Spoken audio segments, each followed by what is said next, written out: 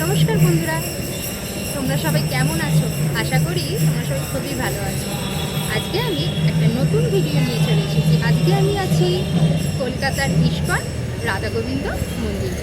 তো চলো আমরা এই মন্দিরের মধ্যে যাই আর তোমাদেরকেও ঘুরে দেখাই।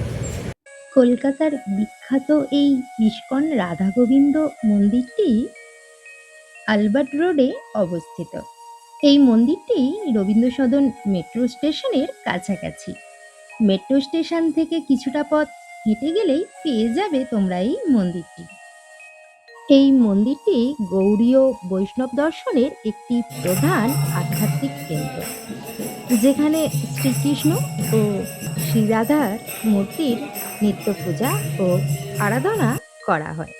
এখানে দিনে বেশ কয়েকবার আরতি হয়, মঙ্গল আরতি, ধূপ আরতি, সন্ধ্যা আরতি।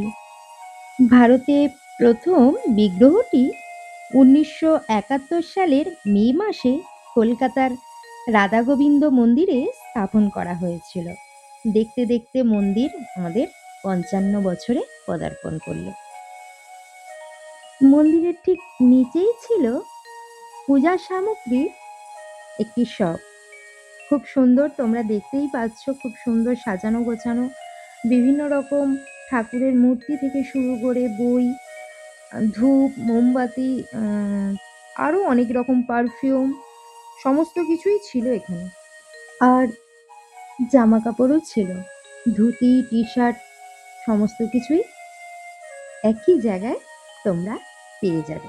মন্দির দর্শনের সময় হলো প্রতিদিন ভোর 4:30 থেকে দুপুর 1টা পর্যন্ত, আর বিকেল 4টে থেকে রাত 8টা পর্যন্ত। মন্দিরের ভেতরে ক্যামেরা করা নিষিদ্ধ ছিল বলে ওদের পারমিশন নিয়ে যতটা দেখানো সম্ভব হয়েছে আমি তোমাদের দেখালাম। বন্ধুরা, আমার আজকের ভিডিও তোমাদের কেমন লাগলো অবশ্যই কমেন্ট করে জানিও। আর এই ধরনের আরও নতুন নতুন ভিডিও দেখতে হলে অবশ্যই চ্যানেলটিকে সাবস্ক্রাইব করে দিও। তো আজকের মতো এই পর্যন্তই, আবার দেখা হচ্ছে নেক্সট ভিডিওতে। টাটা।